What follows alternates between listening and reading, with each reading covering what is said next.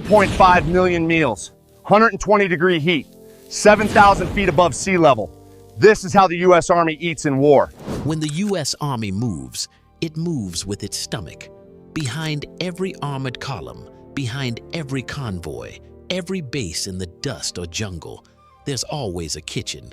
Not the kind with polished counters and soft music, but a mobile, metal heart that keeps the force alive. Every day, somewhere in the world, Army cooks feed thousands of soldiers far from home. In the middle of a desert, on frozen plains, or in the humid air of the Pacific, they operate field kitchens capable of serving up to 800 hot meals in a single sitting. Each one is a compact miracle of logistics, a factory of nourishment built to fold, roll, and deploy wherever the mission demands. The modern field kitchen is more than a tent and a stove. It's an engineered system, modular, transportable, and ready for war. In the back of a military truck or inside a steel container lies everything needed to run a full-scale kitchen: burners, ovens, fryers, water heaters, refrigeration units, storage racks, serving lines, sanitation gear, all designed to unfold in minutes and run on diesel, feeding soldiers who haven't seen civilization for weeks. The concept is simple, but the execution is extraordinary. The U.S. Army's field feeding systems, from the mobile kitchen trailer, first introduced in the 1980s, to the newer containerized kitchen units, are built to survive the elements and deliver complete meals anywhere on Earth. They can withstand sandstorms, freezing rain, and tropical humidity. A single setup can feed an entire battalion twice a day, roughly 800 to 1,200 soldiers, using pre-planned menus that meet exact nutritional standards: 4,500 calories per day for those in combat conditions. In the field, timing is everything. When soldiers march or tanks move, the kitchen follows. Within an hour of arriving at a new site, cooks can transform an empty patch of dirt into a functioning dining facility. Tents raised, burners lit, water lines connected, sanitation zones marked. It's a choreography of efficiency, performed by trained specialists who can turn canned rations and bulk ingredients into something that smells like home. During the Gulf War, in 1991, field kitchens fed tens of thousands of troops scattered across Saudi Arabia and Kuwait. In Operation Iraqi Freedom, containerized kitchens were hauled across deserts, serving eggs and bacon at dawn, spaghetti and meat sauce by night. In Afghanistan, kitchens were often set up at high altitudes, where water boiled below 100 degrees Celsius, forcing cooks to adjust every recipe, every timing, every flame. Behind every mission briefing and every patrol, there's a smaller mission that never stops: to make sure no soldier fights on an empty stomach. It's one of the quietest operations in the military machine, yet one of the most vital. Like and subscribe to the channel if you're hungry too. Do it for the country of soldiers. Inside a U.S. Army field kitchen, nothing is left to chance.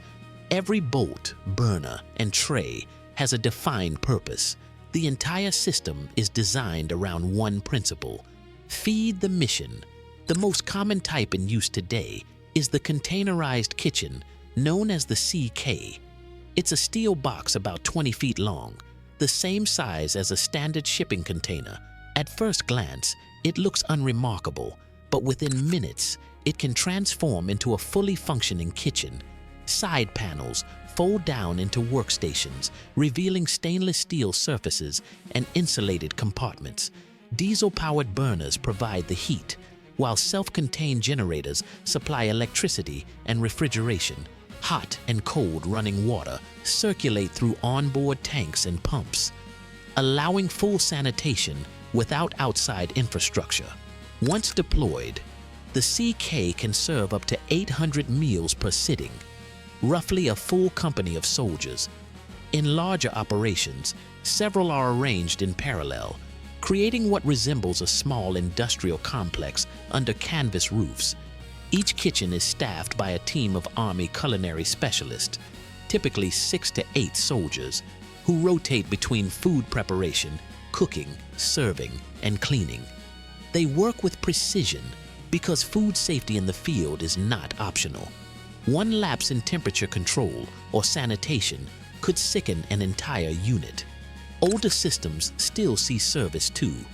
The Mobile Kitchen Trailer, or MKT, a ruggedized kitchen mounted on wheels. It dates back to the Cold War, when mobility was everything. The MKT can be towed by a 5-ton truck and set up in under an hour. Each trailer unfolds like origami: burners, grills, ovens, and serving tables extending outward until the whole unit resembles a compact roadside diner. It runs on diesel or gasoline, can operate in rain or snow, and when the mission ends, it folds back up, ready to roll. Food arrives in bulk. Pallets of canned goods, dehydrated vegetables, powdered milk, frozen meats, and bread are shipped to forward bases. Menus are designed at the Quartermaster Corps headquarters, balancing calories, nutrition, and simplicity.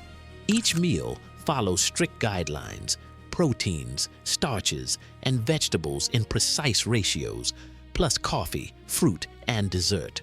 On paper, it's clinical. In practice, it's deeply human. Cooks in the field often stretch these rations into something more personal. They improvise with local ingredients: fresh eggs from nearby farms in Iraq, or tomatoes traded with Afghan villagers. Spices find their way into the mix, small gestures of comfort in a landscape of steel and dust. Yet the heart of a field kitchen is not just food, it's process. Meals are planned 12 hours ahead. Water is boiled for sanitation first, then for cooking. Ingredients are thawed slowly in insulated containers to prevent bacterial growth. Each dish is tracked by temperature charts: above 140 degrees Fahrenheit for hot, below 40 degrees Fahrenheit for cold. After serving, all utensils and trays pass through a 3-stage wash line: wash, rinse, sanitize. Even waste disposal follows military procedure, with grease and organic waste sealed for later incineration. Every operation is timed. Breakfast often begins before sunrise, when the air is cold and quiet. Cooks rise hours earlier, chopping, heating, portioning. By 0600, lines form. Soldiers pass through with trays, the smell of coffee and scrambled eggs cutting through the fatigue. Lunch is the most demanding meal: hot entrees, multiple sides, drinks, desserts, all prepared in a span of 3 hours. Dinner, when possible, is slower. It's when morale can be restored, when a warm plate can make a faraway war zone feel for a moment like home. During Operation Desert Storm, these kitchens ran non-stop across the Saudi desert. The heat reached 120 degrees Fahrenheit, and cooks worked under canvas roofs that trapped the heat like ovens. Yet they served nearly 1.5 million meals across the campaign, sustaining entire divisions stretched hundreds of miles apart. In Afghanistan, kitchens operated at 7,000 feet above sea level, where diesel burned differently and water boiled too soon. Recipes had to be rewritten. Bread refused to rise. Pasta took twice as long. Still, the meals came, hot, clean, dependable. Even in humanitarian missions, like Haiti in 2010 or Puerto Rico after Hurricane Maria, the same kitchens were deployed. Soldiers served civilians instead of troops, transforming war machines into tools of relief. The same burners that once fed combat brigades now cooked rice and beans for earthquake survivors. Through all of it, the field kitchen remains invisible to most, the quiet constant behind every mission, every march, every victory. It is the one place in a battlefield that never fires a shot, yet never stops working. For the cooks of the US Army, the battlefield begins long before the front line. They wake before dawn, hours before the first patrols leave the wire. Their weapons are knives, ladles, and thermometers. Their battlefield is measured not in meters, but in meals. The Army's culinary specialists train at Fort Gregg Adams in Virginia, the same institution that once taught quartermasters how to build bridges, repair engines, and manage supply chains. But cooking for the military is something else entirely. Here, precision means survival. They learn how to plan menus for 1,000 people with zero waste, how to rehydrate 100 pounds of rice under pressure, how to serve hot meals when the temperature outside drops below freezing or climbs past 100 degrees. They are logisticians as much as they are chefs, artists of predictability in unpredictable places. Most of them will never make headlines. Yet in quiet, unseen ways, they've changed the outcome of countless missions. In Kandahar, 2009, a field kitchen operated under blackout conditions for nearly 3 weeks after repeated attacks on the base's power grid. Generators failed. Supply convoys were delayed. Still, the cooks improvised, building makeshift grills from steel drums, baking bread in aluminum trays heated over open diesel flames. They fed over 600 troops every day without a single case of foodborne illness. When asked later how they managed, one cook said simply, "We don't stop feeding soldiers." Years earlier, during Operation Desert Shield, entire battalions lived off field kitchens set up inside the open desert. When sandstorms buried equipment and coated everything in fine dust, the cooks kept going. They covered serving lines with ponchos, wrapped utensils in cloth, and wiped the grit from the burners after every gust. Hot meals were a luxury in that environment, but they were delivered 3 times a day. In the after-action reports, commanders credited those kitchens with keeping morale high through weeks of waiting and heat that melted thermometers. Sometimes, the kitchens themselves became symbols of resilience. In Iraq, 2004, near Fallujah, a forward operating base came under mortar attack during breakfast hours. Shrapnel tore through the tented dining area. Instead of evacuating, the kitchen crew moved their entire setup behind a blast wall and resumed serving within an hour. Soldiers returned to eat, shaken but alive. Later, a platoon sergeant remarked that the smell of coffee drifting back through the dust did more to restore order than any command. In Kuwait, during the Gulf War, there was a different kind of chaos. A logistical mix-up left one field kitchen with 10,000 pounds of frozen chicken, and no way to keep it from spoiling. The cooks dug trenches in the sand, packed them with ice flown in from a nearby airfield, and built a temporary cold storage pit using tarps and reflective panels. They saved nearly the entire shipment. Those same chickens fed troops for the next 10 days. Even in peacetime operations, field kitchens tell stories of quiet heroism.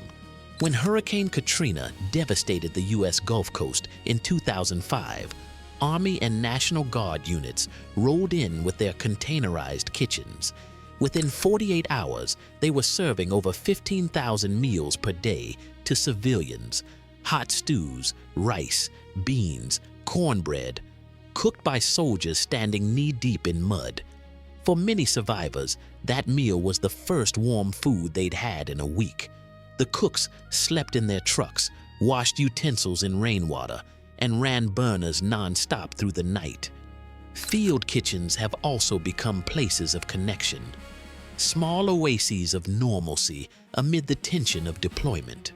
On Thanksgiving, even in the harshest conditions, the menu changes.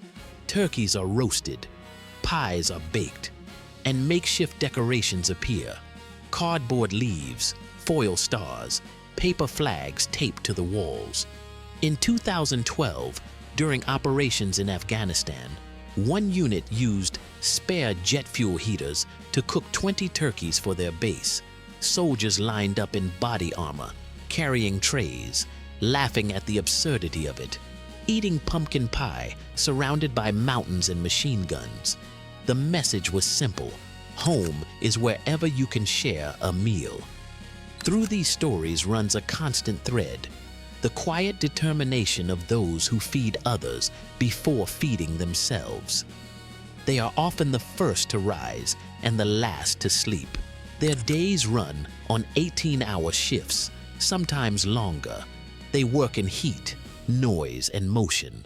They clean, cook, and pack while the rest of the world sleeps. Yet they understand what few others do, that a hot meal is not just nutrition. It is morale, discipline, and sanity wrapped in steam. Like and subscribe if you're hungry too. Even technology bows to this truth.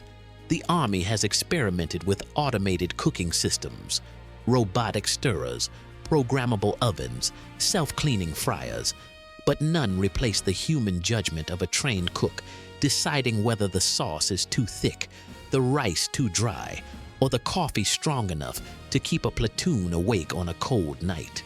Machines can sustain a force, but only humans can remind it what it's fighting for. In the long history of warfare, generals may plan battles and engineers may build weapons, but somewhere behind them all stands a soldier in an apron, lighting a burner, bringing warmth to the chaos. Across decades and continents, from desert storms to mountain passes, the US Army Field Kitchen has remained one of the least recognized, yet most vital machines of war. It doesn't make headlines. It doesn't fire missiles or launch drones, but it keeps everything else alive. Each pot of soup, each tray of scrambled eggs, each cup of coffee on a freezing dawn, all are acts of endurance. They carry the same weight as the steel of a tank or the wings of a jet, because without them, none of it could move. In every campaign, the front line begins not at the perimeter, but at the stove, where heat and care become strength. It's a story of logistics, yes, but also of humanity. A story of soldiers who turn fuel into fire and fire into comfort. A story of those who understand that victory isn't only measured in ground taken or missions completed, but in the ability to hold together meal after meal, day after day. As long as there are troops in the field, there will be kitchens in the dust, unfolding, igniting, serving, and standing silent once the last tray is clean. If you found this story worth hearing, leave a comment, share your thoughts, and subscribe for more. There are countless untold stories like this. Quiet machines, ordinary people, extraordinary work, all keeping the world's biggest operations alive, one meal at a time.